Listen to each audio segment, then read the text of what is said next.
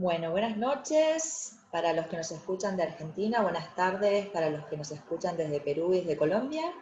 Bienvenidos a este nuevo webinar organizado por la Red Internacional de Universidades de Excelencia, conformado por la Universidad EAN de Colombia, la Universidad San Ignacio de Loyola de Perú y la Universidad UADE de Argentina. En este caso vamos a presentar un tema muy interesante, sobre todo en este tiempo en el cual nos toca vivir, un tiempo muy difícil donde las cadenas de suministro se cortan y es necesario ser resilientes para poder flexibilizar la cadena de suministros, adaptarnos a nuevas realidades, y hoy vamos a aprender cómo hacerlo de la mano de 3 especialistas de nuestras universidades. Mi nombre es Paula Iglesias, soy coordinadora de UADE Internacional, y junto a mis colegas, Sara Vera Aguirre, gerente de internacionalización de la Universidad EAN, Colombia, y a Miguel Barton, de la Universidad San Ignacio de Loyola de Perú. Le damos la bienvenida y comenzamos con la actividad de hoy en día. Michelle hoy va a estar reemplazada por Rocío de su equipo, así que también le damos la bienvenida a Rocío.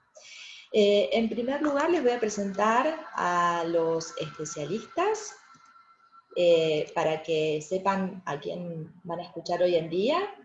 Desde la Universidad UADE de Argentina nos acompaña Gustavo López Herman. Él es director de la carrera de Ingeniería Industrial en UADE y es docente, tiene experiencia en la industria y en consultoría trabajando con empresas de alta calidad como Procter & Gamble, Unilever, East Tennessee Children's Hospital, Aerolínea Volaris, Tecnológico de Monterrey, Instituto Enneagrama y la ONG Techo. Tiene diplomas de grado y maestría en Ingeniería Industrial, un certificado de posgrado del MIT en Logística y Gestión de la Cadena de Suministros, y también un certificado de la Universidad de Tennessee en Manufactura Lean. Desde Colombia, la Universidad EAN, nos acompaña el profesor José David de Loza García. Él es doctor en Ingeniería de Procesos de la Universidad EAN y Castilla-La Mancha, es profesor e investigador de la Universidad EAN de Colombia, consultor en procesos de manufactura, es magíster en materiales y procesos de manufactura, miembro de la SME, y ha presentado diversos trabajos en congresos internacionales sobre el uso de la tecnología aplicada a la simulación de operaciones y logística. Actualmente es director de la Ingeniería en Producción y la Ingeniería Industrial de la Universidad EAN en Colombia, y su tema actual de investigación se concentra en la manufactura sostenible. Y desde Perú, desde la Universidad San Ignacio de Loyola, nos acompaña el profesor Nil Cervantes. Él es ingeniero industrial, miembro del Colegio de Ingenieros del Perú, tiene un MBA de ESAN, un posgrado en informática en USIL, y tiene experiencia de 27 años en empresas de prestigio, como consultor senior y gerente de proyectos en KPMG, jefe de verificaciones en Equifax Perú, subdirector del FONAVI en el Ministerio de Economía y Finanzas, consultor de logística, cadena de suministros y gestión de proyectos, y tiene experiencia como docente de 19 años en universidades peruanas.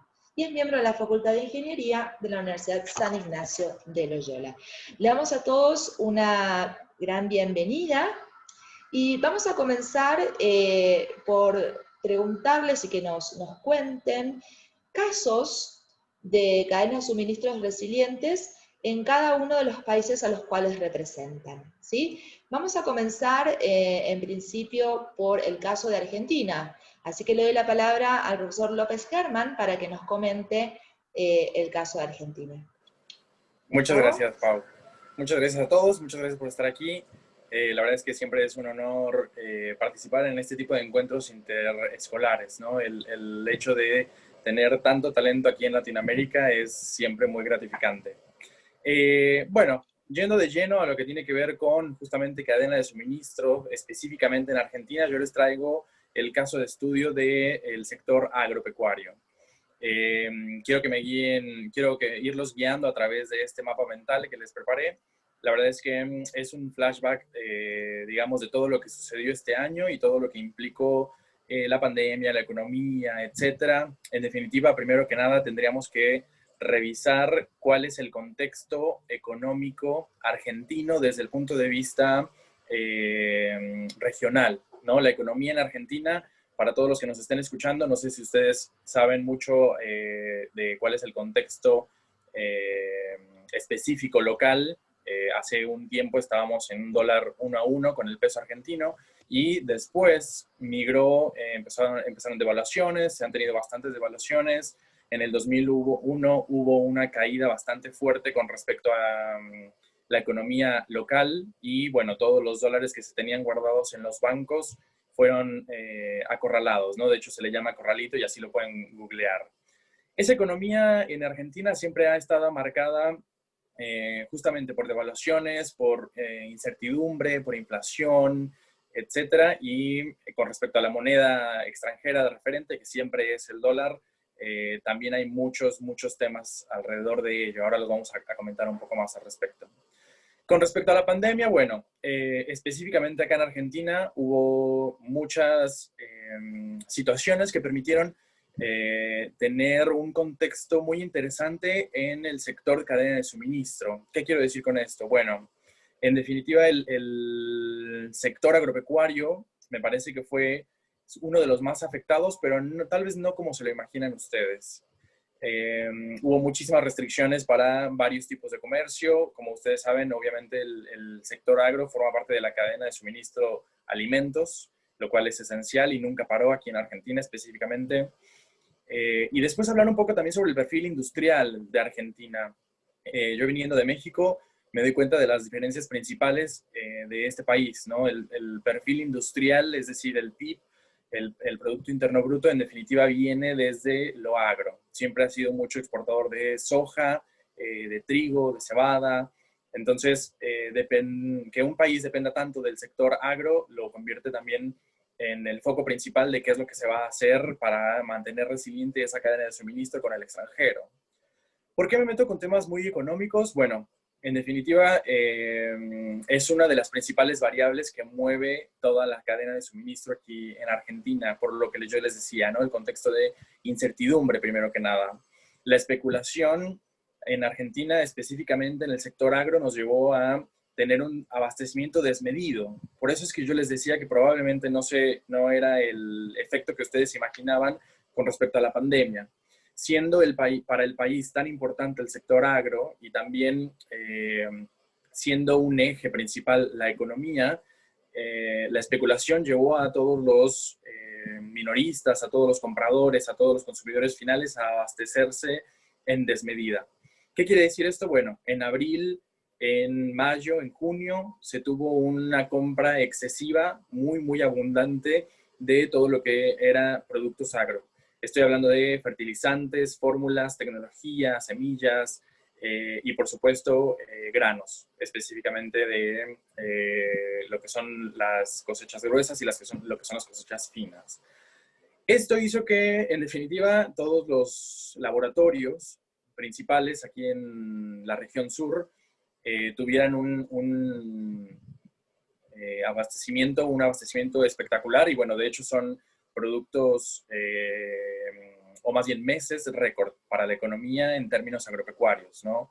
Si hablamos específicamente de cuáles son los laboratorios específicos más usados aquí en Argentina, podemos hablar de Corteva, de Senchina Syngenta, de BASF y ahora Bayer, que bueno, probablemente algunos de los que nos estén escuchando que conozcan un poco del mundo agro, Bayer compró Monsanto. Entonces, esos son los 4 principales laboratorios que abastecen.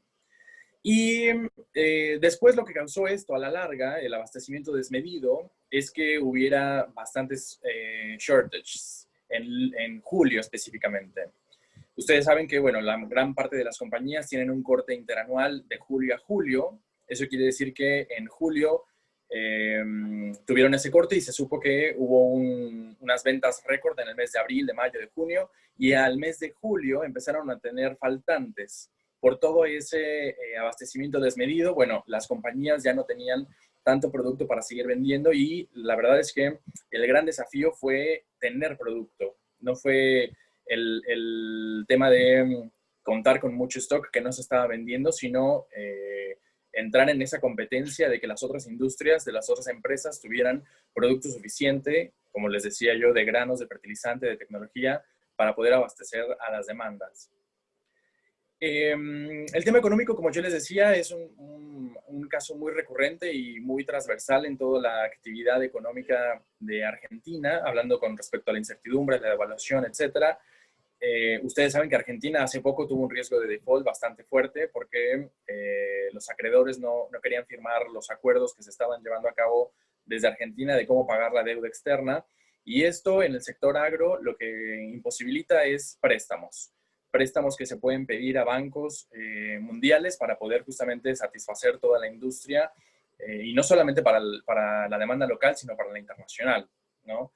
Y es por eso que, bueno, las empresas, como yo les estaba diciendo, Corteva, Monsanto, etcétera, lo que empezaron a hacer fue importar producto terminado, como para hacerse, digamos, de herramientas del mercado paralelo y así poder tener suministro suficiente. También en cuestión de dólares, la restricción de dólares oficiales. Aquí en Argentina es muy fácil hablar de muchos tipos de dólar. Varios de estos incluso son muy parecidos o son la misma cosa. Se puede hablar de dólar bolsa, de dólar blue, de dólar contado con líquido, dólar cable. Y tiene que ver justamente con cómo enfrenta la especulación cada una de las empresas. Es decir, voy a importar granos comprados con dólares y aquí los puedo vender en pesos, o los trabajo, los proceso y los puedo revender hacia la exportación en dólares con cuentas que se tienen porque son empresas internacionales en el extranjero, ¿no? Entonces, ese cambio de pasar de dólares a granos y de granos a pesos es algo muy importante que las compañías tienen como una herramienta fácil y sencilla para poder afrontar un poquito esa especulación. La siguiente parte del mapa conceptual lo quiero dejar para la siguiente parte de buenas prácticas, porque justamente tiene que ver con cómo se afrontó toda la resiliencia, toda la pandemia y todas las devaluaciones y riesgos financieros y económicos del país. Entonces, bueno, hasta aquí mi participación específica de el rubro agro en Argentina.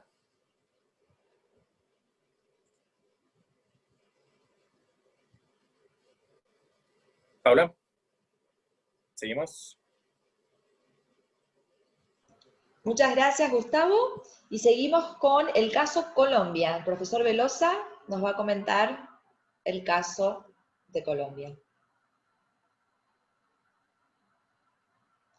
Bueno, un segundo, ya lo presento, sí, correcto, ya lo presento un segundo. Un segundo.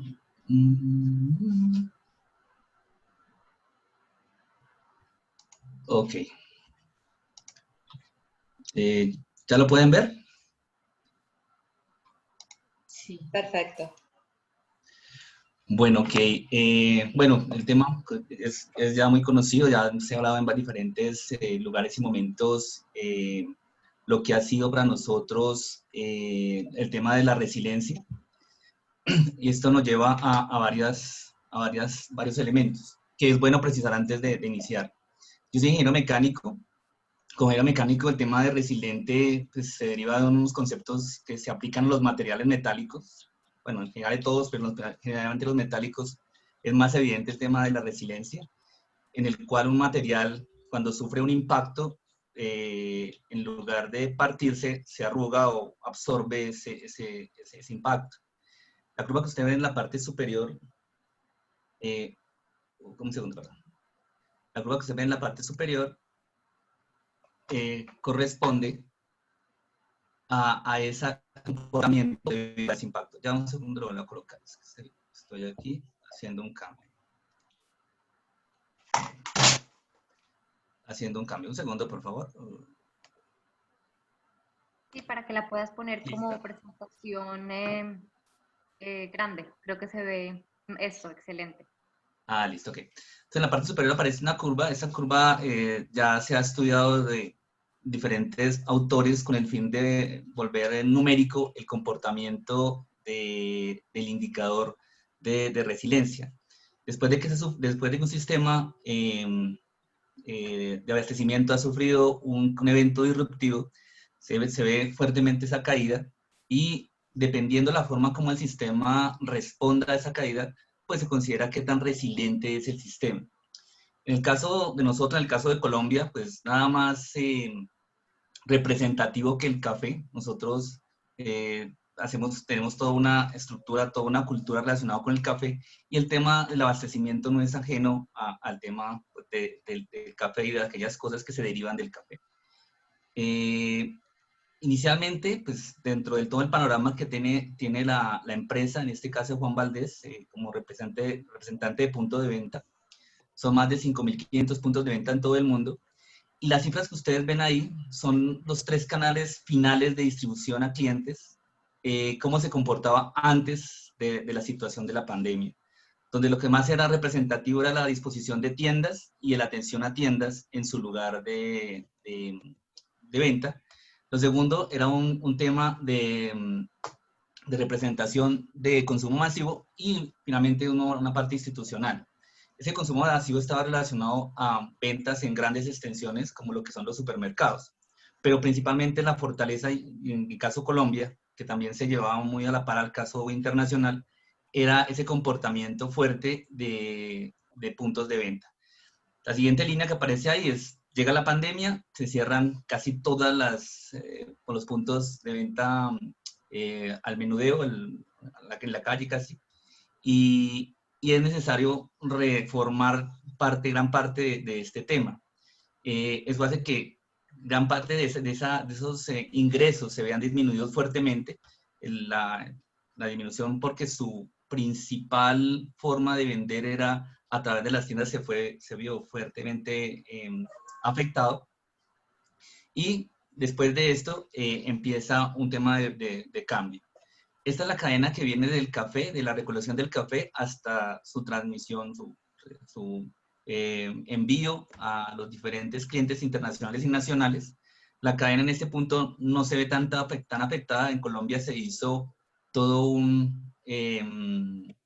seguridad alimentaria y eso hizo que la parte de los productos de materia prima pudiera moverse con facilidad.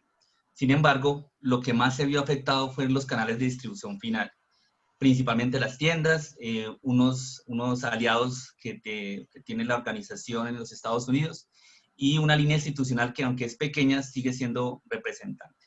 Se rompe la cadena y es necesario reformular y reaprender de esa rotura de la cadena. Inicialmente, la organización ya había pensado en algunas situaciones en las cuales podrían presentarse ciertas situaciones y había iniciado un tema de manejo de e-commerce a través de una app un poco incipiente, pero funcionaba. La app tenía como función solicitar los productos para recoger. O sea, las personas finalmente iban a recoger a la tienda. Sin embargo, cuando sucede esto, fue una gran ayuda el repensar esa estrategia tecnológica y convertirla en una plataforma de llegar al cliente, de llegar a las personas. Para poder entender un poco más de la forma como hizo esa transición, se pensaron en 2 cosas. Primero, la vulnerabilidad del sistema y lo segundo, las capacidades.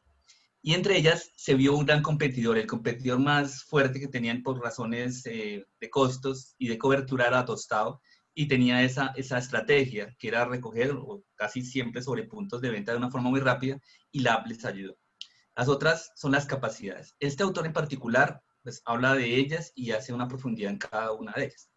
En el caso de la app, se adapta mucho a que conocían de los competidores y hizo que esa estrategia se concentrara principalmente en repartir o de hacer llegar por medio de otros medios su producto a las casas. Inicialmente funcionó muy bien, pero cuando llega la pandemia fue necesario replantearse. El tema del bloqueo hizo que la forma como las personas adquirieran los productos de café, porque no solamente es el café que conocemos, sino otros productos relacionados, se hicieran a través de plataformas y se hicieran a través de envíos. la primera capacidad que hizo uso la organización fue el tema de los domicilios. Salió con Rappi, salió con otras plataformas.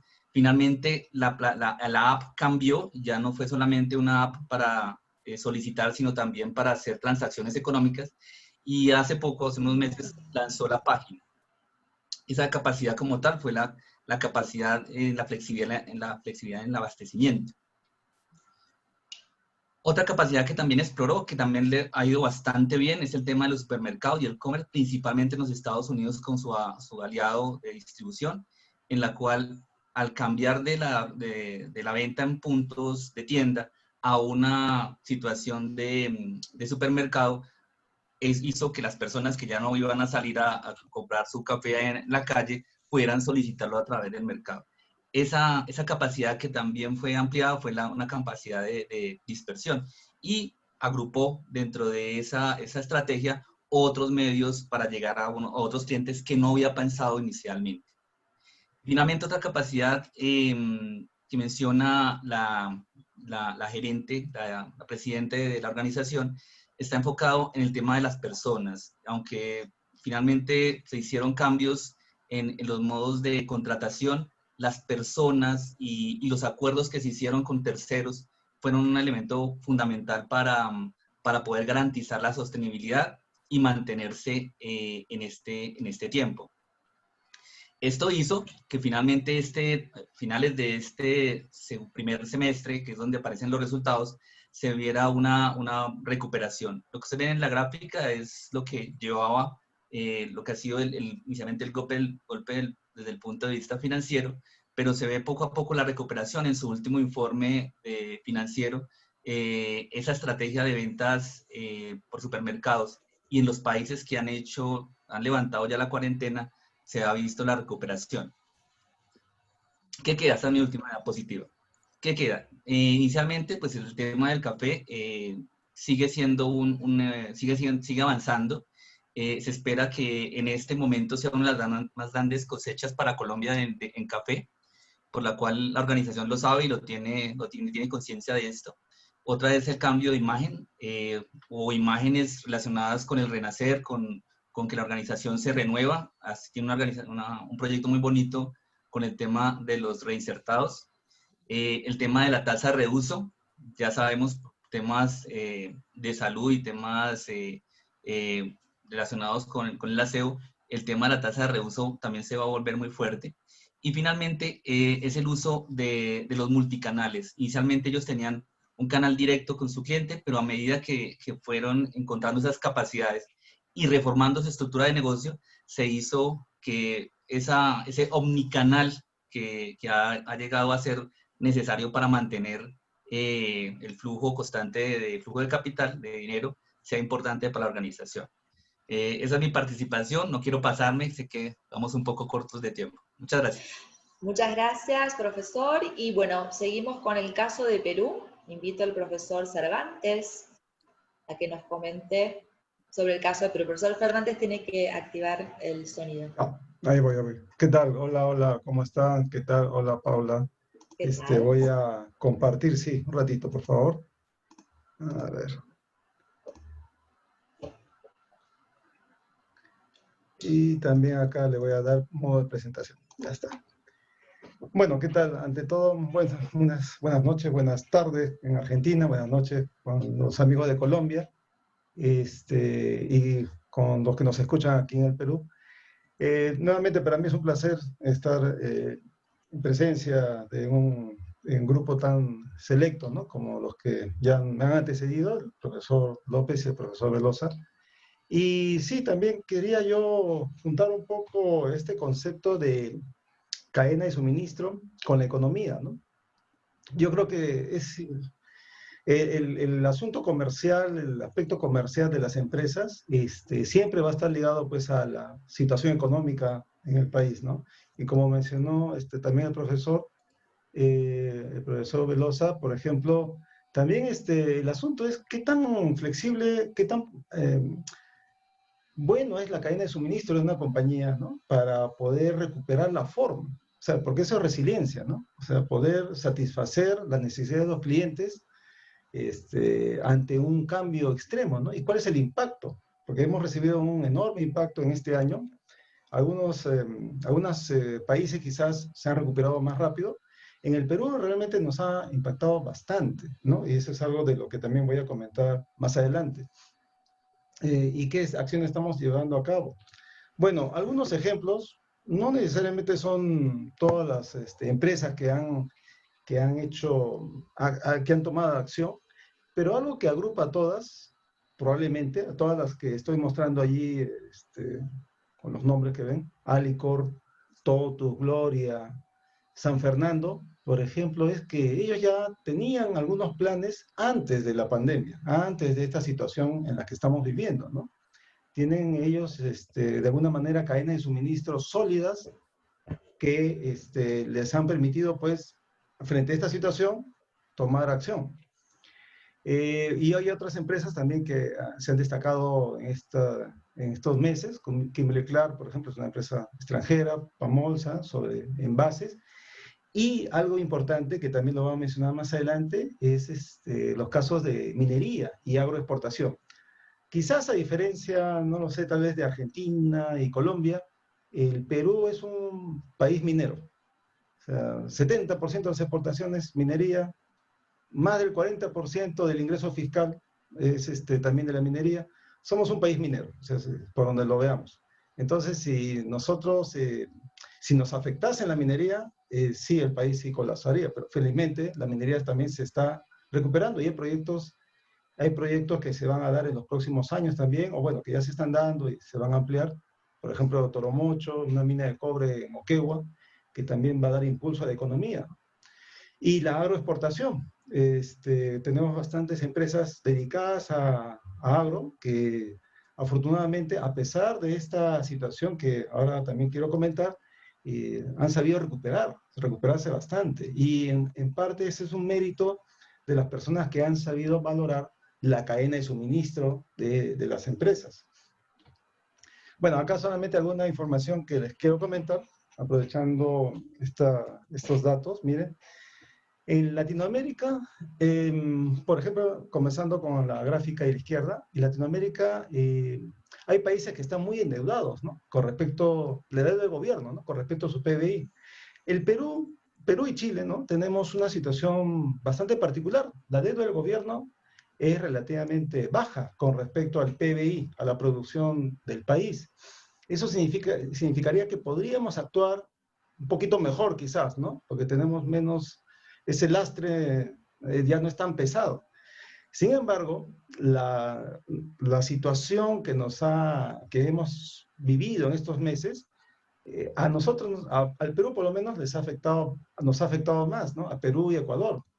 Se estima que si tomamos como índice el año pasado, como el índice de 100, ¿no? Para el año 2019, en este año el Perú estaría en un 86%.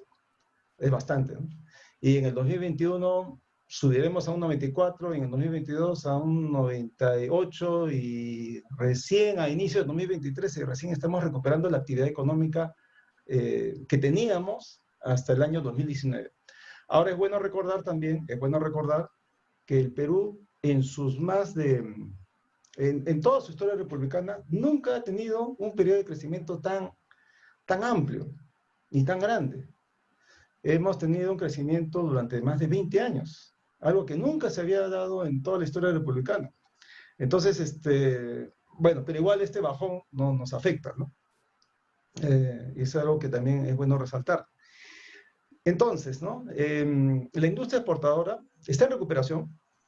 Se espera muy pronto alcanzar el nivel que tenía de actividad anterior a la pandemia. El consumo interno está retraído, ¿no? Pero estamos esperando, ¿no? Que la actividad exportadora pues se recupere, la de agroexportación, por lo menos.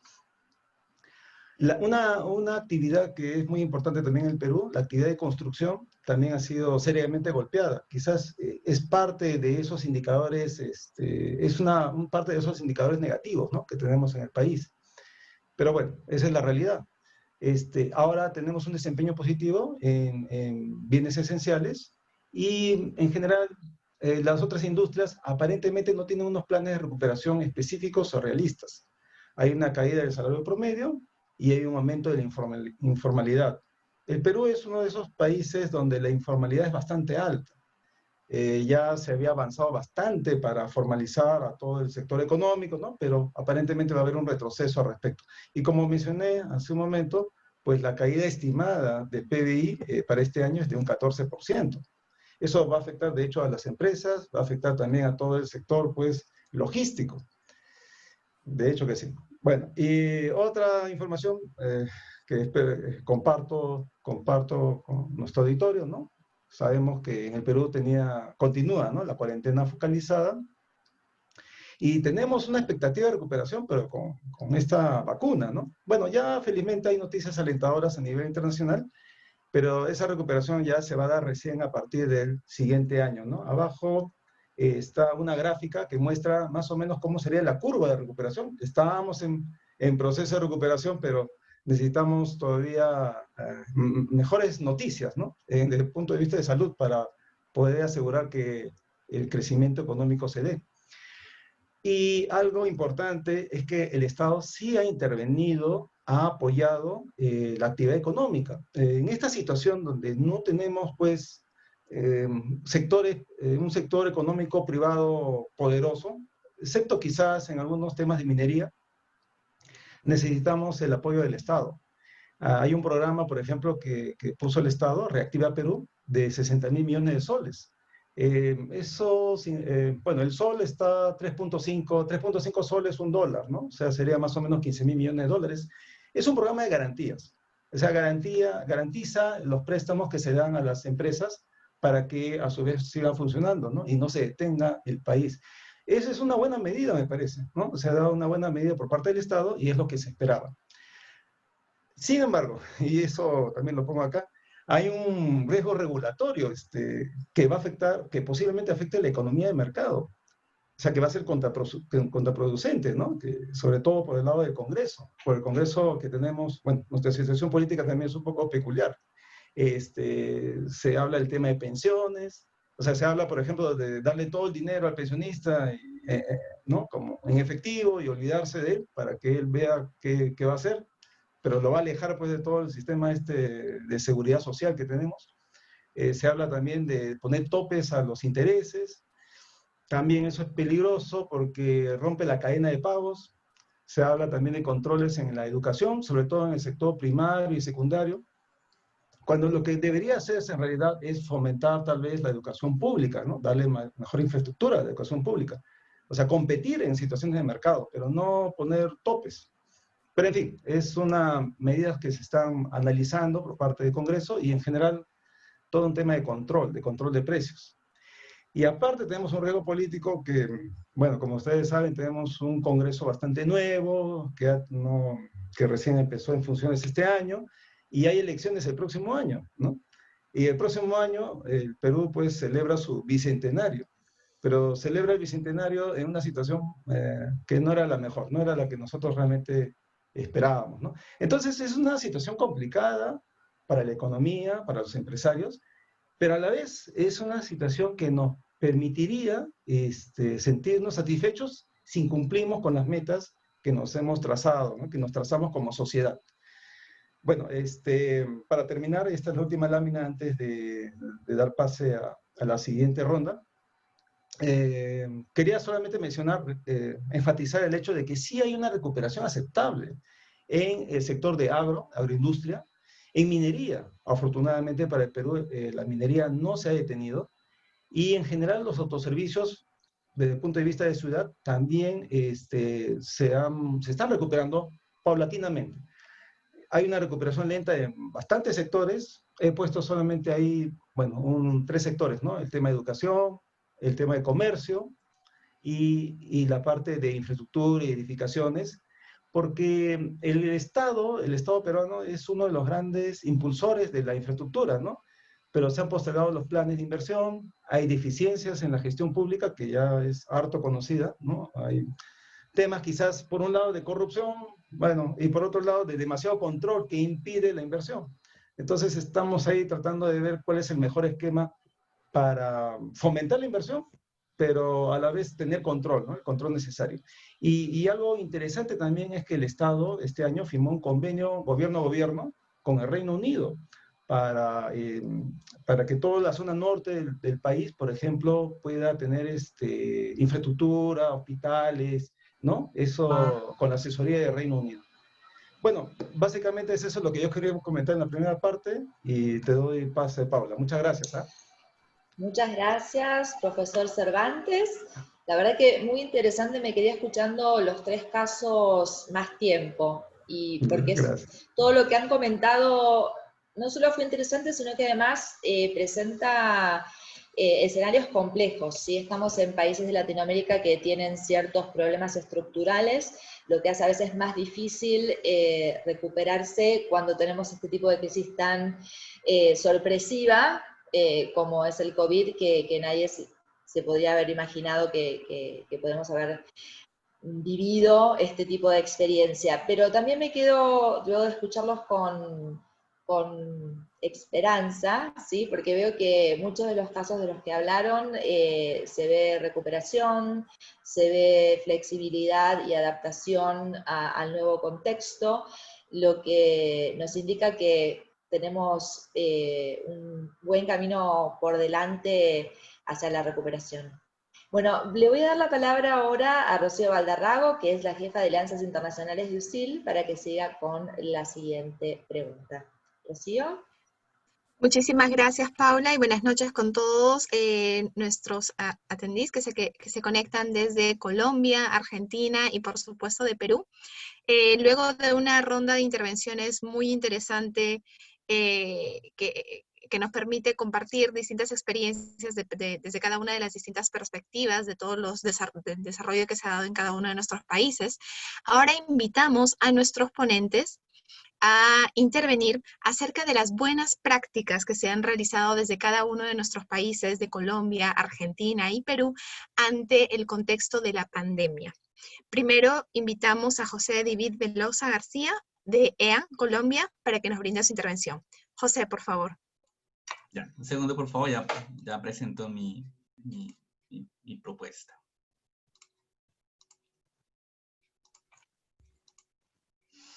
¿Listo? ¿Ya me ven? Perfecto. Bueno, ok.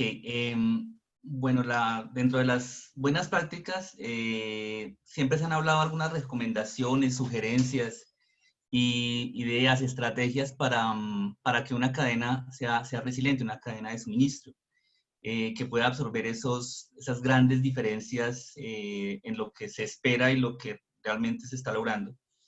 Y las circunstancias que nos llevan a de alguna forma establecer algún plan o una propuesta para afrontar esas dificultades. En el pasado, otros autores que siempre han trabajado el tema de la resiliencia, han visto la resiliencia como una posibilidad de afrontar los riesgos y lo enfocan en el tema de metodologías de riesgos que son buenas y son aceptables, son bastante útiles, pero el caso de COVID fue algo muy diferente, fue algo que difícilmente uno lo puede ajustar a las propuestas de riesgos que tienen muchas organizaciones. O sea, es como pensar lo impensable para poder uno establecer algún tipo de mecanismo. Sin embargo, pues dentro de esa lógica se han propuesto como diferentes estrategias para poder hacer que esa cadena se convierta en una cadena fácilmente resiliente. Gartner, que es una empresa de consultoría, y Sarah Pops, que hizo un trabajo este año precisamente, y la traigo mención porque lo hace post-COVID, establece como un panorama general de aquellos elementos que hacen parte de lo que hace que la cadena sea resiliente. Coloqué principalmente los 6 puntos que habla Gartner, pero alrededor coloqué unos elementos de otros autores que de alguna forma se vinculan o se relacionan con el tema de esas estrategias.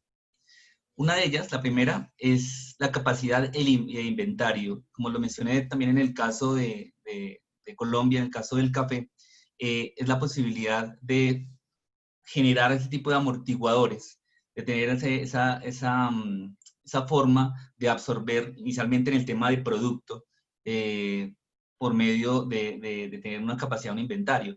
Sin embargo, no es la única. Eso debe ir acompañado o acompasado del tema de capacidad. O sea, nada se hace tener grandes cantidades de un producto de materia prima si no se pueden procesar o se pueden de alguna forma flexibilizar en ese proceso de manufactura o de generación de producto. Es una estrategia, es válida.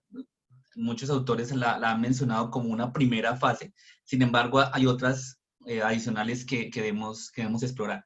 Otro es el tema de la diversificación. La diversificación está relacionada con buscar alternativas. Primero, conocer muy bien el tema de dónde son mis proveedores y dónde son mis fuentes de materia prima, y tener claridad, pues, qué tan fácil ellos también pueden hacer ese tipo de cambios y hacer una evaluación permanente de esos proveedores. Hasta hace poco decían que de tres productos, uno era chino.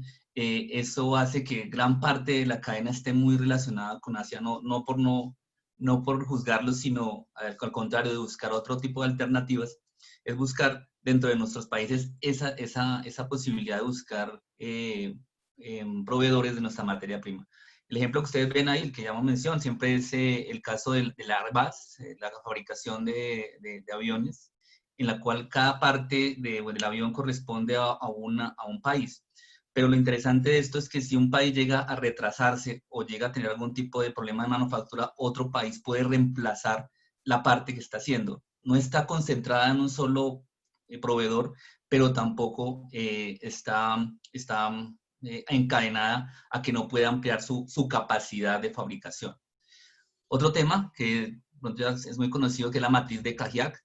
Él habla de elementos de establecer estrategias con el tema de tener múltiples proveedores y múltiples formas de llegar a ellos, y establece dos relaciones. Una es el riesgo, como ya lo hemos mencionado, y el otro es el impacto que puede tener esos resultados. Esto se hace para poder clasificar y poder saber qué elementos son claves en la cadena y qué elementos sí podemos de alguna forma empezar a buscar proveedores. Anteriormente esto era direccionado a tener un proveedor rígido, único, pero en la medida que hemos visto tener diferentes proveedores y tener diferentes fuentes de recursos, nos da la posibilidad de ser un poco más flexible. El siguiente es el tema de buscar el tema regional, el tema de no estar buscando en todo el mundo la mejor tasa, el mejor precio, sino que deben haber otros indicadores que nos ayuden a buscar esa relación con nuestros clientes y nuestros proveedores. El mapa que ustedes ven ahí es una propuesta que se hace de reubicar cierto tipo de productos en el cual tanto el fabricante, el distribuidor y los clientes estén en zonas para que la cadena no sufra pues, parte de lo que ya conocemos, que es tener distancias grandes y proveedores que de pronto no pueden responder en el tiempo y con la cantidad que necesitan muchas de nuestras cadenas de suministros. Otro elemento tiene que ver con la producción, tiene que ver con la planta, tiene que ver con el producto, y es que se pueda articular de alguna forma que esas grandes cantidades o las cantidades que se puedan manejar sean estandarizadas, que podamos dentro de la estrategia de producción y de manufactura poder encontrar estándares para que con un producto, por ejemplo, el caso del saco, que es lo que estoy mostrando ahí, podamos tener una variedad de productos en productos finales sin necesidad de hacer grandes cambios a nuestra cadena productiva, pero sí garantizando esa posible variación de propiedades en los productos. Eso hace que tanto en la cadena como tal no tenga que tener grandes altibajos, sino que se estandarice de una forma acorde con la producción y la planta. Y finalmente es el tema de los ecosistemas.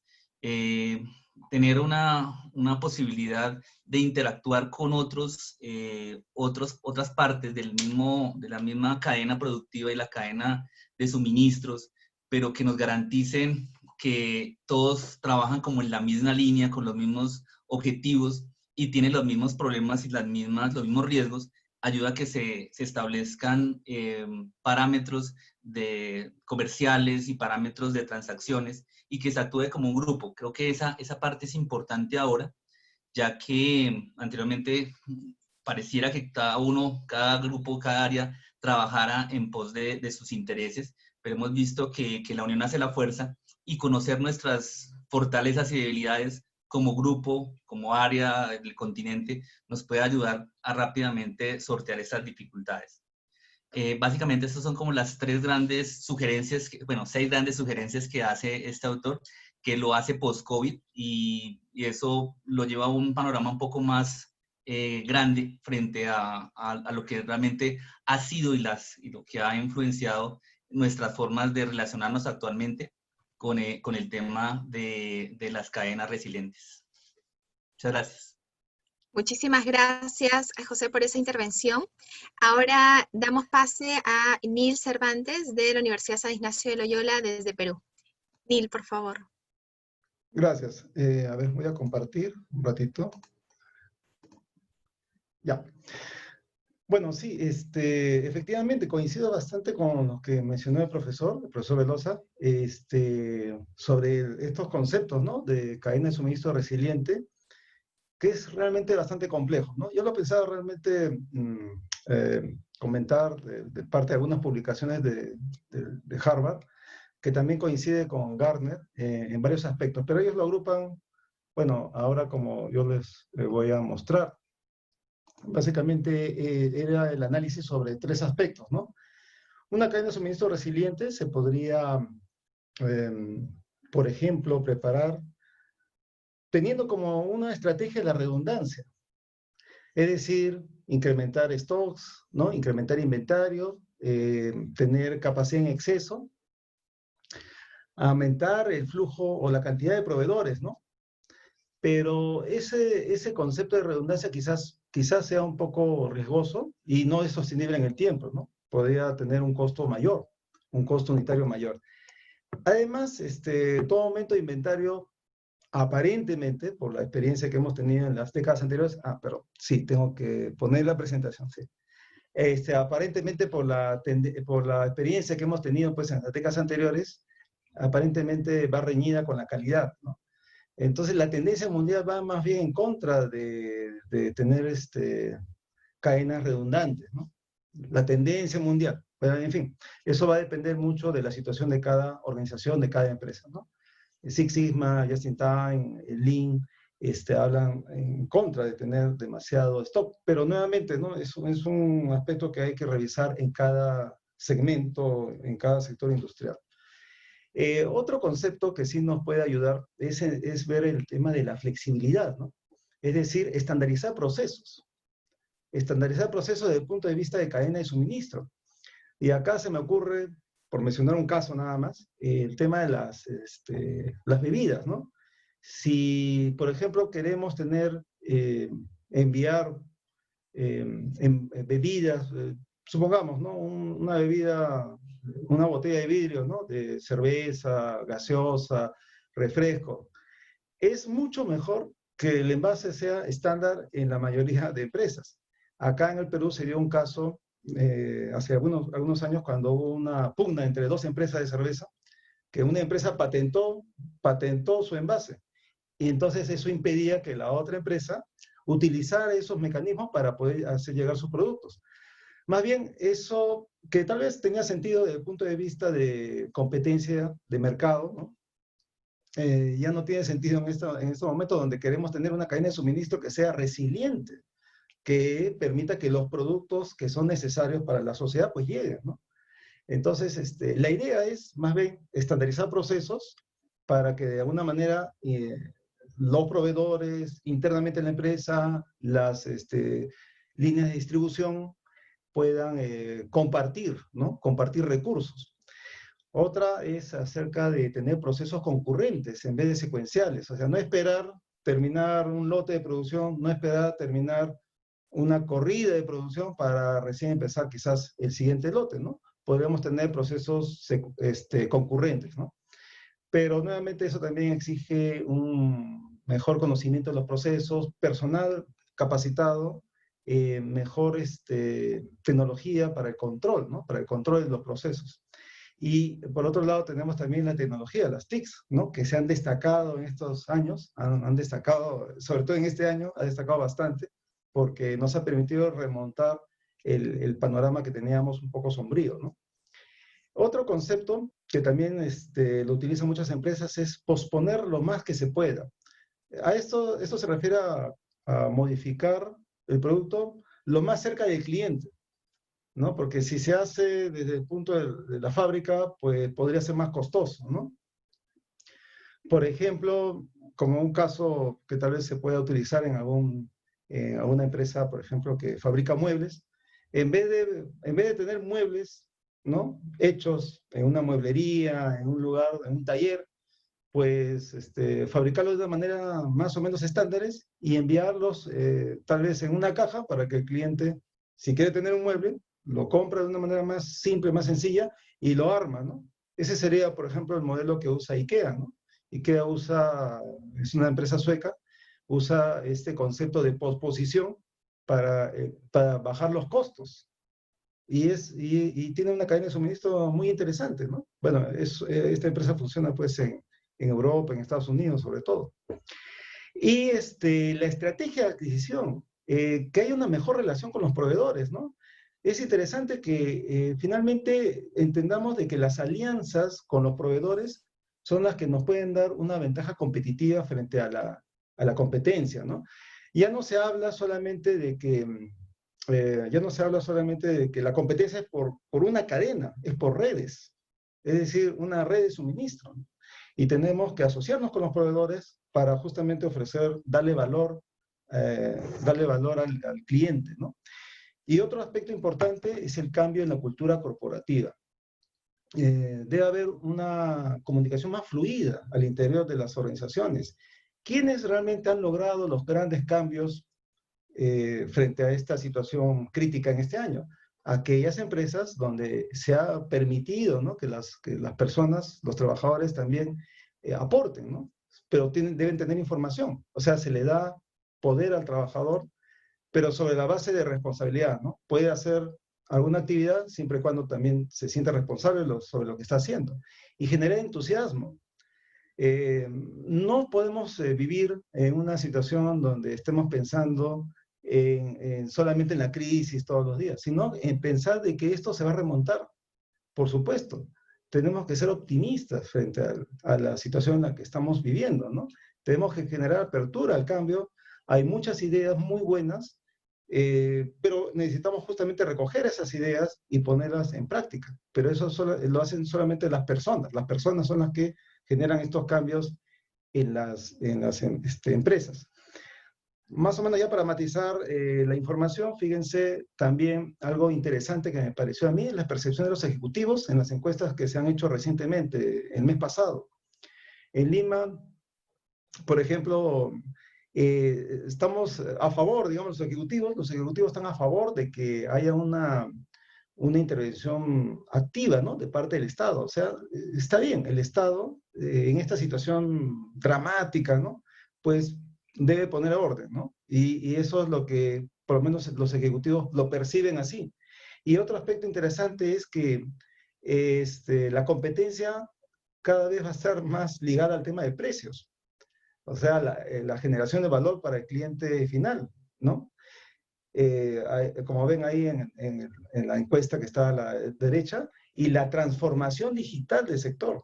No existe empresa ya que esté alejada de la transformación digital, porque si no, ya no existe, ya desaparece de la competencia.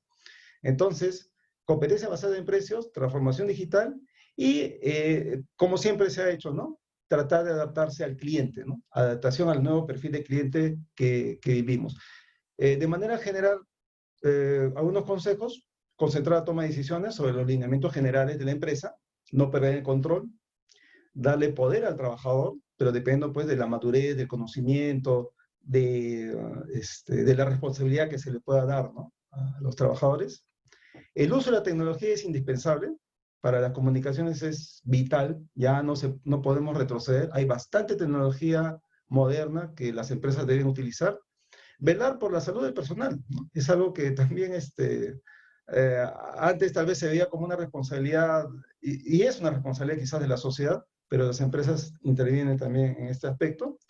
Establecer rutas de contingencia, tanto para el aprovisionamiento como para la distribución, ¿no? O sea, ya tener alianzas con los proveedores.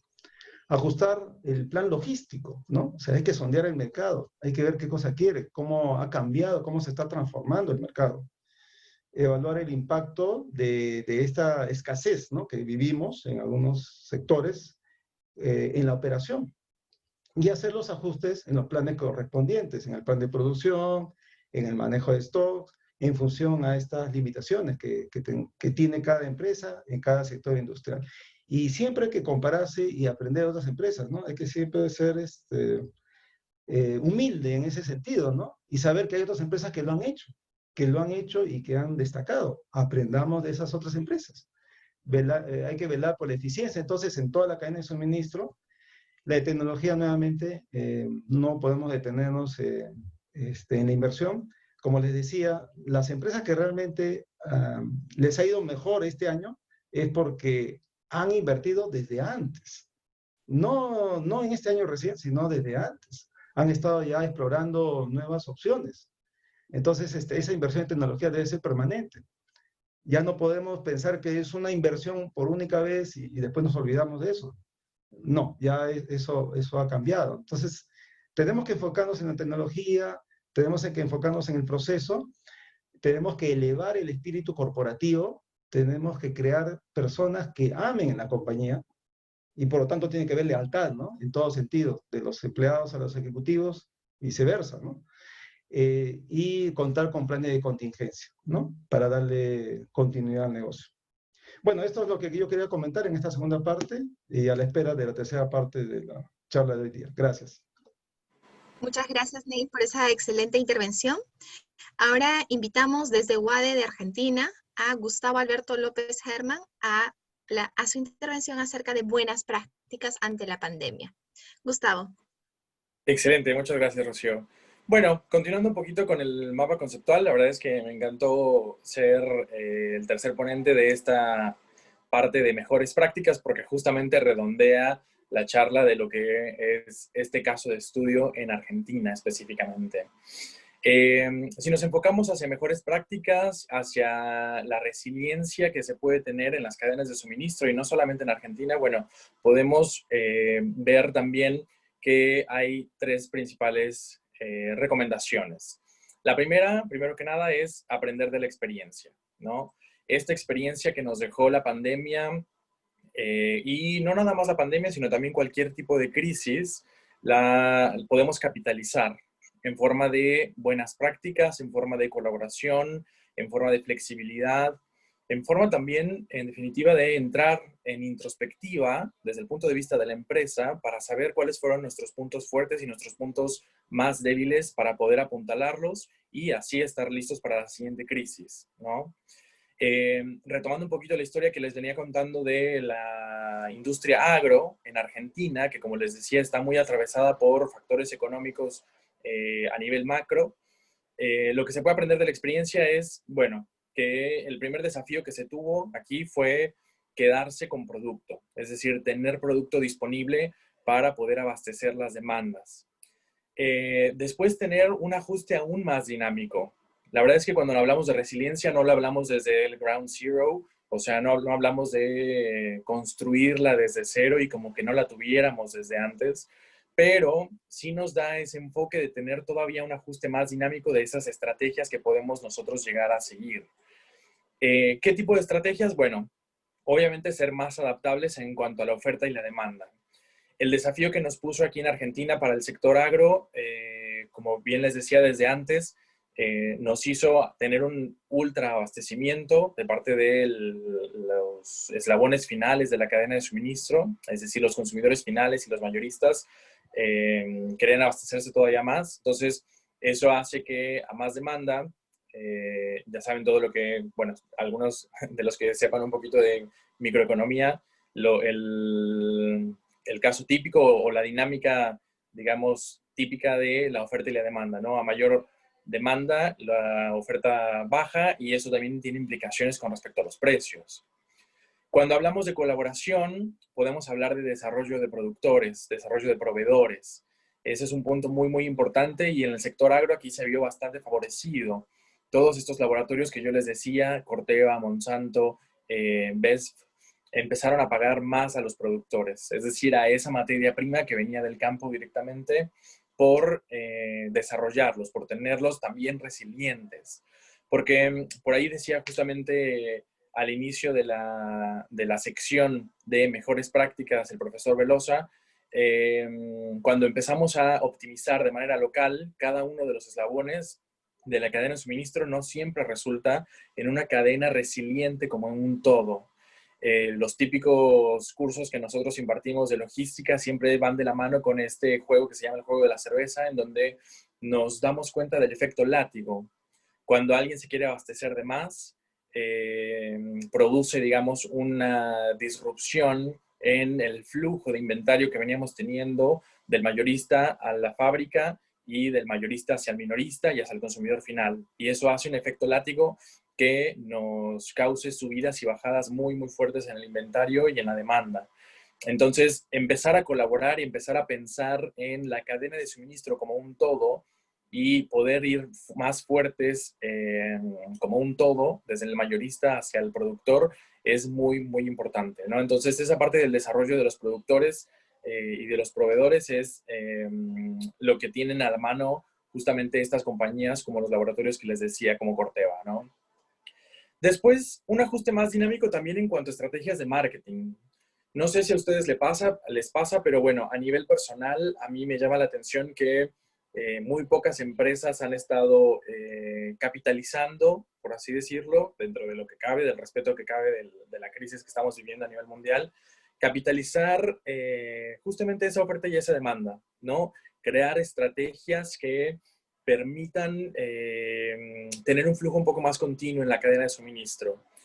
Jugar un poco con esa oferta y demanda a través del marketing de lo que tiene que ver con los productos que son afectados a nivel pandemia, ¿no? Muchos de estos laboratorios, bueno, empezaron a sacar combos para compra, para venta, en donde justamente hacían, no sé, paquetes de semillas, paquetes de granos, paquetes de fertilizantes en un combo completo para empezar a fluir un poco mejor en cuanto a la venta. Otra cosa que nos dejó la experiencia aquí en Argentina, y bueno, no lo digo como un capítulo cerrado, porque en definitiva estamos recién en ese efecto látigo del desabastecimiento, pero hasta la fecha lo que nos ha dejado la experiencia son también cuestiones con créditos bancarios. A nivel gubernamental, a nivel microeconómico, es decir, aquí en Argentina las empresas pudieron tener acceso a prestaciones muy atractivas en cuanto a líneas de crédito. Estamos hablando de tasas del 2,5, del 3% mensual para líneas de crédito, que es muy, muy usado en el sector agro. Y eso, bueno, justamente creo que abrió una ventana, abrió una puerta para poder colaborar mucho con el gobierno. Al final, obviamente, estamos regidos por leyes, por imposiciones, por impuestos, por toda la parte fiscal. Aquí en Argentina es súper, súper importante eso, porque como les decía, el agro mueve el país, en definitiva. Entonces, la estrategia que nosotros podemos seguir con el gobierno a nivel agro es muy, muy importante, colaborar con ellos para tener este tipo de créditos bancarios y aprender de esa experiencia, de una ventana, una puerta que ya está abierta, que ya se abrió, es muy importante capitalizarla. Ahora, ¿cuál es el objetivo? ¿No? Cuando hablamos de que queremos ser resilientes, en definitiva, aterrizarlo en Argentina, se trata de evitar la devaluación y la inflación, encontrar maneras de colaboración con otras empresas. Se empezó a ver también no nada más una integración vertical de la cadena de suministro, es decir, con mi proveedor y con mi consumidor final, sino también una integración horizontal, en donde las compañías obviamente no se compran entre sí, pero sí hay una colaboración de tener inventarios, digamos, colaborativos. ¿Qué quiero decir con esto? Bueno, que una empresa se puede vender a otra empresa para no perder, digamos, esa reputación entre todos del sector agro y de la incertidumbre que puede generar que no haya semillas, que no haya granos, que no haya fertilizantes, etc. Y el uso de la tecnología, también justamente por eso les digo que me gustó mucho cerrar esta sección de mejores prácticas, porque como decía el profesor Cervantes, el uso de la tecnología es muy, muy importante. La comunicación que puede llegar a haber en la cadena de suministro de principio a fin y también con nuestros competidores y con nuestros colaboradores es muy, muy importante. Yo siempre digo que la tecnología no es un objetivo en realidad, no es el fin, sino el medio. Hay que tener muy en claro eso, porque, bueno, justamente nos da esa perspectiva de qué es lo que queremos hacer y así poder tomar tecnologías que se adapten a nuestros problemas y no adaptar nuestros problemas a la tecnología, porque, bueno, como pueden ver, no tiene mucho sentido.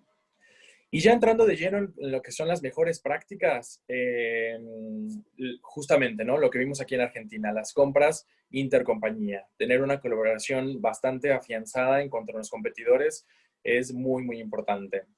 Otra es tener un foco muy fuerte en lo que es la estacionalidad.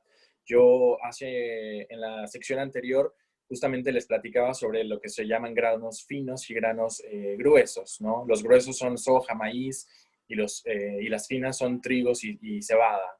Entonces, por ahí atender a la estacionalidad, porque bueno, diciembre, enero justamente es temporada de granos finos, como lo es el trigo y la cebada, se vuelve también esencial, muy, muy esencial. Porque va de la mano justamente con esa oferta y demanda que nosotros podemos llegar a tener, ¿no? Empezar a estoquearnos para la temporada de diciembre, enero, es muy importante. Después, el monitoreo en el riesgo continuo. Esa siempre va a ser una inversión a nivel tecnológico. Como yo les decía, es como aterrizar todos estos conceptos que venimos hablando con nuestros colaboradores de Perú y de Colombia, específicamente en términos de Argentina y de cadenas de valor resiliente en el sector agro, va a implicar mucho una inversión en tecnología. ¿Y por qué? Porque es lo que nos permite tener ese monitoreo continuo del riesgo. Y para cerrar esta parte de buenas prácticas, quiero citar a Josie Sheffy, que es uno de los grandes de cadena de suministro a nivel mundial. Pueden googlear un poquito cuáles son los libros que ha sacado. Y hay uno muy específico, muy especial, que viene muy en tema, y lo saco a colación por eso, que se llama The Power of Resilience: How the Best Companies Manage the Unexpected. Entonces, a partir de ese libro, les quise resumir también cuáles eran esas mejores prácticas que se pueden llegar a tener, ¿no? Los procesos paralelos. No quiero repetir demasiado a los profesores que tenemos a continuación. En definitiva, tener redundancias casi siempre es caro, casi siempre nos aleja de nuestro core business, pero es muy, muy importante porque el valor esperado, si recuerdan un poquito de probabilidad y estadística, perdón que me sale lo docente, en definitiva, el valor esperado a la larga de invertir en procesos paralelos nos aseguran mejor valor esperado, ¿no? Es decir, a pesar de que estamos gastando más en redundancias en nuestra cadena de suministro, a la larga terminan mucho mejor. Ahí les puedo mencionar muy rápidamente el caso de Wimbledon. No sé si ustedes sabían, pero toda la organización de Wimbledon, el mundial uno de los grandes torneos de tenis a nivel mundial, es que contrató una aseguradora para justamente estar en caso de pandemia, estar con los ingresos disponibles. Es decir, compró un seguro por si había una pandemia, por no tener torneos y no poder tener ingresos. Entonces, justamente lo activaron este año y bueno, dato curioso, también tienen un asegurado los partidos o los ingresos a través de esta aseguradora si es que la reina llega a morir, porque bueno, en ese año me parece que por políticas y por prudencia y por respeto no se podrían tener torneos deportivos, ¿no? Otra cosa es aprender del desastre. Como yo les decía, capitalizar la experiencia nos da una introspección hacia la empresa y poder identificar cuáles son nuestros valores, nuestros procesos, nuestros productos más débiles y poder apuntalarlos. Y bueno, para finalizar, hablar un poquito sobre seguros contra resiliencia, que es algo que yo les decía. Fíjense bien que si nosotros invertimos en resiliencia en lugar de aseguradoras o en seguros, estamos apuntalando la reputación. Imaginen una pandemia, una industria agro que tiene un seguro, bueno, se asegura de alguna manera justamente, valga la redundancia, se asegura de seguir teniendo ingresos. Pero si tuviéramos resiliencia en la cadena de suministros, también aseguramos la reputación, porque seguimos teniendo un producto para entregar a nuestros consumidores. También la resiliencia nos ayuda a ver riesgos, o más bien a poder afrontar riesgos no conocidos. Por ahí Carl Sagan siempre nos habla sobre el futuro y nos dice que necesitamos resolver problemas, preparar a los estudiantes para resolver problemas que hoy en día no existen. Los seguros tienen riesgos muy identificados, muy nombrados y están listados en la póliza de seguro y están muy específicos, ¿no? Tan específico como esto de, en caso de pandemia, que Wimbledon pueda seguir adquiriendo dinero aunque no tenga torneos. Pero, en cambio, si no nos enfocamos en los seguros, sino en la resiliencia, podemos afrontar esos riesgos que aún no conocemos hoy en día. Otra de las enseñanzas que nos deja Yossi Sheffi en este libro es la transferencia de riesgos a las aseguradoras. Cuando vos estás invirtiendo en un seguro en lugar de en resiliencia, estás transfiriendo el riesgo a otra compañía. Y esto nos provoca algunos problemas como la incapacidad de pago, ¿no? Hay muchas aseguradoras que si de repente tienen crisis mundiales porque hay muchísimos reclamos de pago de los seguros, puede ser que quiebre y simplemente, bueno, todas las empresas que estaban aseguradas simplemente se quedan sin esa fianza, ¿no? Y la otra es la facilidad de pago, que bueno, ustedes saben que las aseguradoras siempre tienen como términos muy específicos, cláusulas muy específicas que pueden llegar a dificultar ese pago de cuando haya alguna crisis. Entonces, por eso invertir más en resiliencia que en seguros. Y por último, asegurar el desempeño aunque no haya una crisis, ¿no? El seguro es aportar, y es una inversión que puede ser que nunca tenga, digamos, ese reintegro o ese beneficio porque nunca sucedió una crisis. Si invertimos en resiliencia, en definitiva, nos aseguramos no solamente de estar preparados para una crisis, sino también de tener un desempeño muy bueno, aunque no haya una crisis. Como yo les decía, apuntalar esos procesos que tenemos más debilitados a la larga, aunque no haya crisis. Listo. Bueno, eso era con lo que quería cerrar. Muchas gracias. Muchísimas gracias, Gustavo, por esa excelente intervención. Ahora le damos el pase a Sara Vera, gerente de internacionalización y relaciones institucionales de la Universidad EAN de Colombia, para que pueda recapitular esta ronda de intervenciones. Sara. Muchas gracias, Rocío, y pues gracias a nuestros expositores, pues realmente ha sido muy, muy enriquecedor esta sección del panel. Y pues me quedo inicialmente con lo que mencionaba nuestro docente José David, relativo a la diversidad y al ecosistema que está alrededor de una cadena de suministro. La diversidad y la importancia de tener diversidad en la cadena de proveedores, pues que al final del día las cadenas de suministro resilientes y el concepto mismo inicia cuando hablábamos de las vulnerabilidades, cómo nos anticipamos a esas vulnerabilidades. Y habla de algo muy importante y es el desarrollo de las personas, el capital, digamos, el ingrediente más importante de una cadena de suministro resiliente son las personas. Entonces, pues, en ese orden de ideas, también Neil nos comentaba que hay algunos factores determinantes en una cadena de suministro resiliente y tiene que ver con la redundancia que tienen estos sistemas, tiene que ver también con la flexibilidad y con el trabajo que tenemos con una cultura, para la construcción de una cultura corporativa más implicada en que esto funcione de manera eficiente. Y nos hablaba de darle poder, empoderar a las personas que están en las organizaciones. Y el poder viene ligado también de la responsabilidad y, por supuesto, de la motivación. En una época como la que hemos vivido también, trabajar en la motivación de las personas y en mantener la moral alta en la organización, tener una cultura que valore la lealtad de sus colaboradores es muy importante también para estas cadenas resilientes. Y por supuesto, algo muy, muy importante que tiene que ver con inversiones que se deben hacer y que son absolutamente ineludibles en este momento y que nos llevan a la transformación digital. La transformación digital y también la automatización de ciertos procesos, la inclusión de nuevas tecnologías que nos ayuden a medir y a tener los datos suficientes para poder anticiparnos a los riesgos.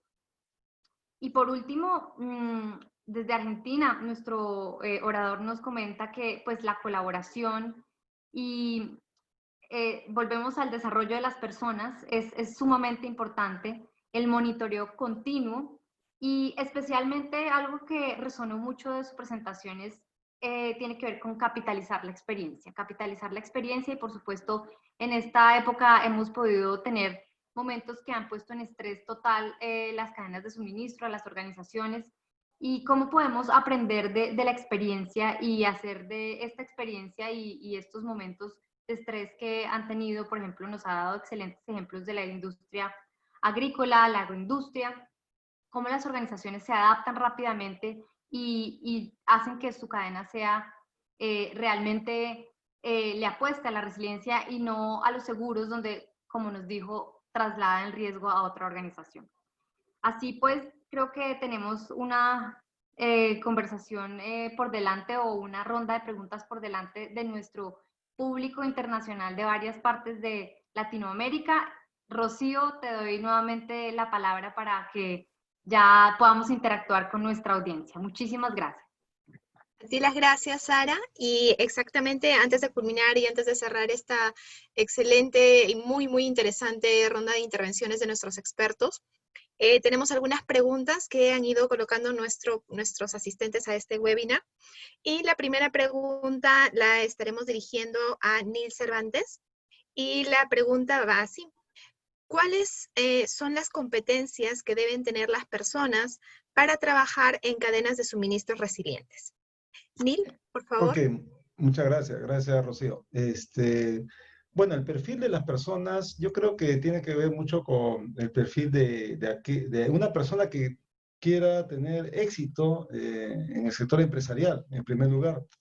Es decir, es una persona que debe estar muy motivada, debe ser una persona que debe tener mucha conciencia, digamos, de las posibilidades que ofrece una empresa. O sea, debe estar muy motivada para lograr metas en una empresa, pero también debe estar preparada en un nivel tecnológico, ¿no? Conocer de las herramientas tecnológicas que hay en la actualidad y, por otro lado, también debería tener un valor ético, porque fíjense que la logística y en general las empresas que se dedican a cadena de suministro son un reflejo de la sociedad. Si nosotros queremos tener las mejores empresas en cadena de suministro, ¿no? Necesitamos también hacer que estas empresas tengan un sentido social.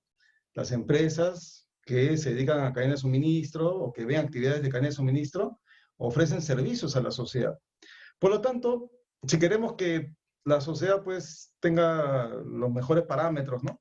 Necesitamos personas probas, necesitamos personas con grado técnico, necesitamos personas pues que sean muy motivadas, ¿no? Que yo creo que eso en general engloba las características de cualquier profesional exitoso en el mundo comercial, ¿ya?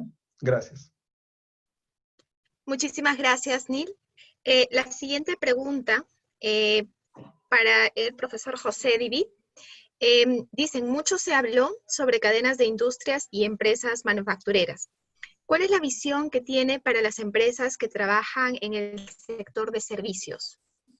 Bueno, es una pregunta. Generalmente los casos que se presentan se relacionan con el tema de manufactura. El tema de servicios es un poco, tiene unas particularidades diferentes porque se enfoca en el tema de la calidad del servicio, de las características de las personas que brindan ese servicio. Pensaría que gran parte de lo que tiene que hacer ese tipo de estrategias enfocadas al tema de los servicios es que las personas que hacen parte de esa parte de la cadena y que van principalmente en contacto con el cliente final, pues sean personas muy comprometidas y muy relacionadas con el quehacer de la empresa. Se ha visto que en situaciones en las cuales no se puede llegar directamente la empresa como tal a prestar el servicio, prestar la ayuda o definitivamente hacer parte de esa utilización de la cadena, son empresas o son subsidiarias que hacen la calidad se vea reflejada como un todo. Y eso lleva al entrenamiento, la capacitación, a lograr que sea esa empresa que es terciaria en el servicio, sea muy a la par y conozca muy bien las características de la empresa principal.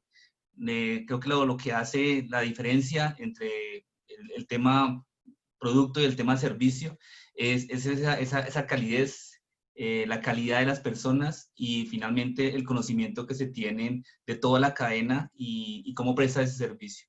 Yo creo que ya otros elementos adicionales que también ya hacen parte de lo que es una cadena en general, pues se puede trabajar con las estrategias que se mencionaron los demás expositores, pero sí el tema de calidad y el tema de responsabilidad y pertenencia debe ser muy importante, aunque sean terceros los que presten el servicio. Perfecto, muchísimas gracias, José, por tu intervención. Y finalmente, la tercera pregunta va para Gustavo. ¿Qué tecnologías se pueden implementar para hacer más resilientes las cadenas de suministros? Es una excelente pregunta. Me parece que todo cae en el paraguas de la industria 4.0, la nueva revolución industrial.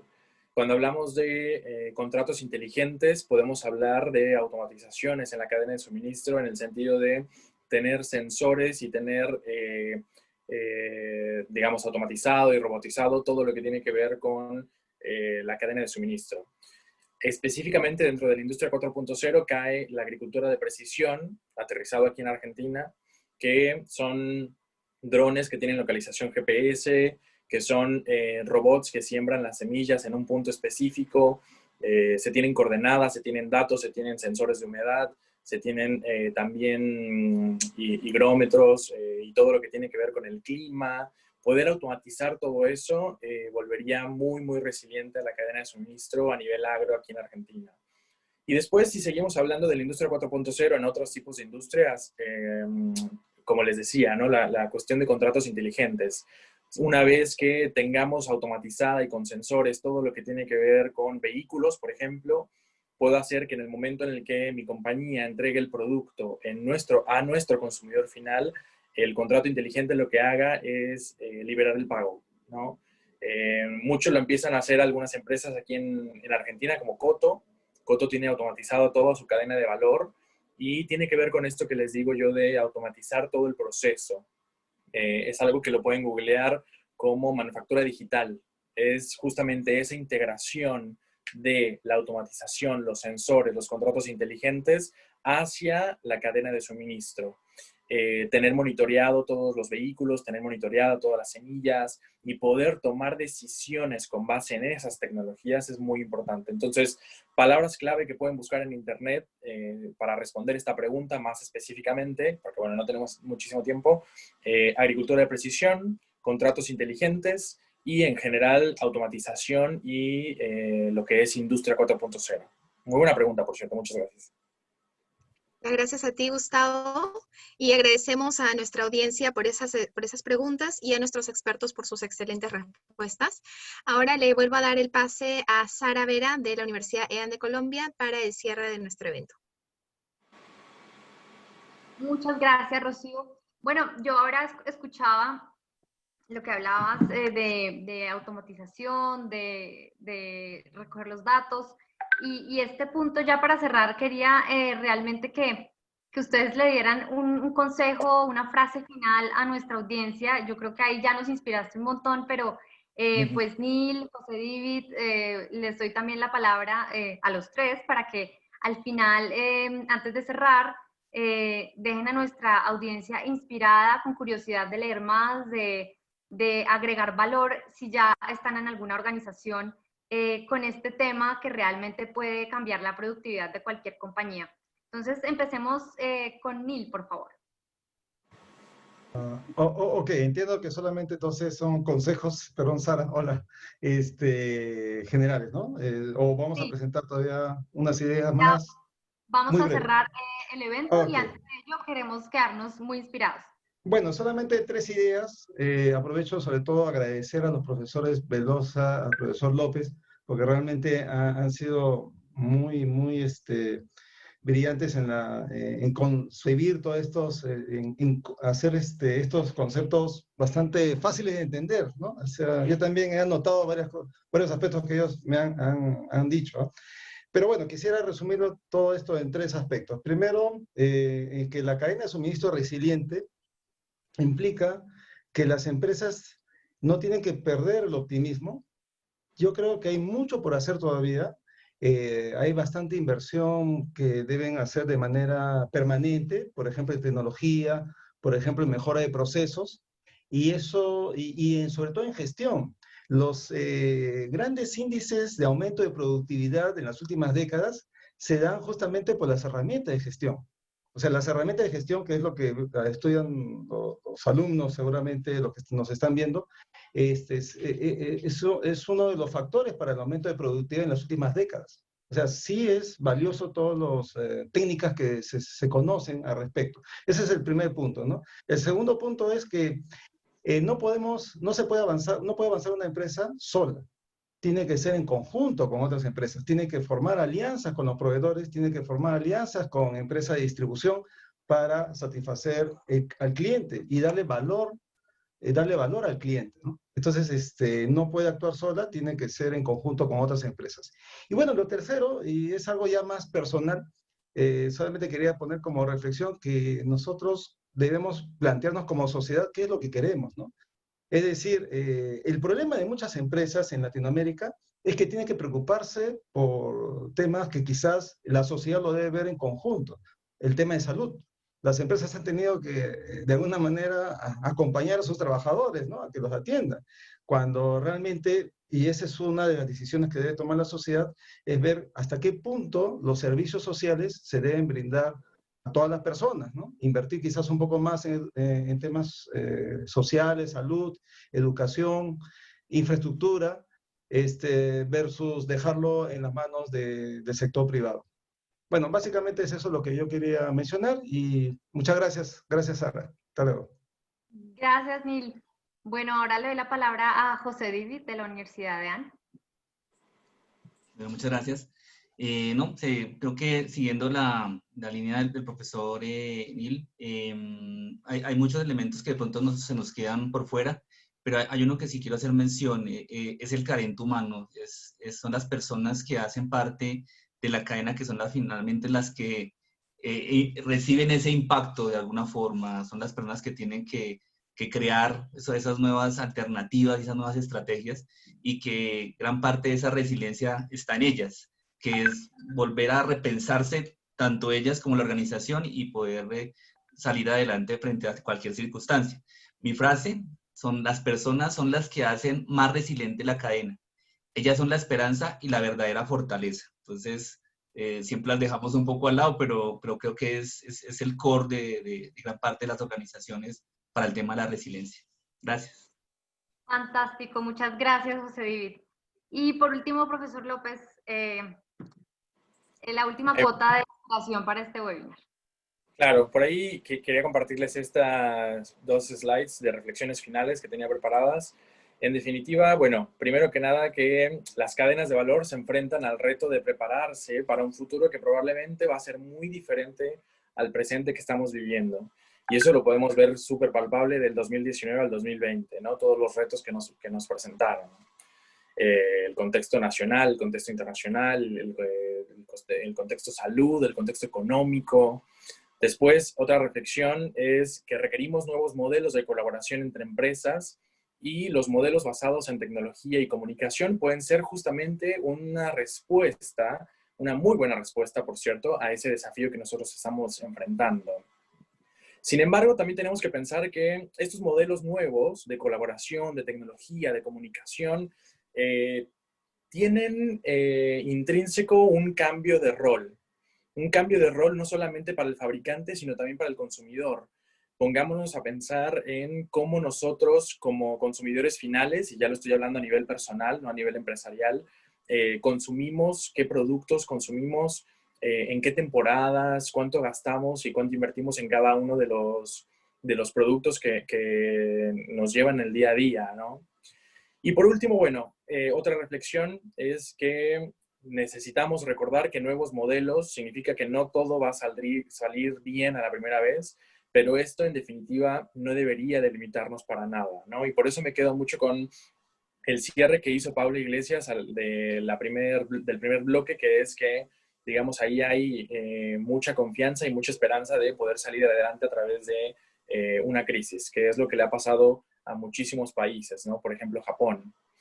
Y la frase que les quería compartir es de Salvador Alba, del 2018. Nosotros sabemos que el cambio es una proyección de la incertidumbre. En definitiva, ¿no? El cambio es una proyección de la incertidumbre, pero también sabemos con certeza dos cosas específicas de él. Es completamente cierto que el cambio es inevitable, pero también es completamente cierto que el cambio presenta resistencias. Entonces, hay que decidir de qué lado vamos a estar nosotros, ¿no? En el flujo, en el dejarse evolucionar y pensar en nuevas formas, en nuevas tecnologías, en nuevos métodos, en nuevos modelos, o presentar resistencia. Entonces, justamente ahí quería cerrar con decirles todo fluye. ¿Y vos? Bueno, muchísimas gracias. Creo que ha sido un webinar de primer nivel. Creo que también nos hace pensar que también nosotros como personas en todos los aspectos de la vida tenemos que ser más flexibles y que tenemos que aprender a fluir con lo que la vida nos pone. Y ahora como sociedad nos tenemos que preguntar cada vez más cómo llega un plato a la mesa, cómo se construye el ecosistema empresarial donde vivimos, cómo hay toda una historia detrás de las cosas que consumimos y que nos dan bienestar.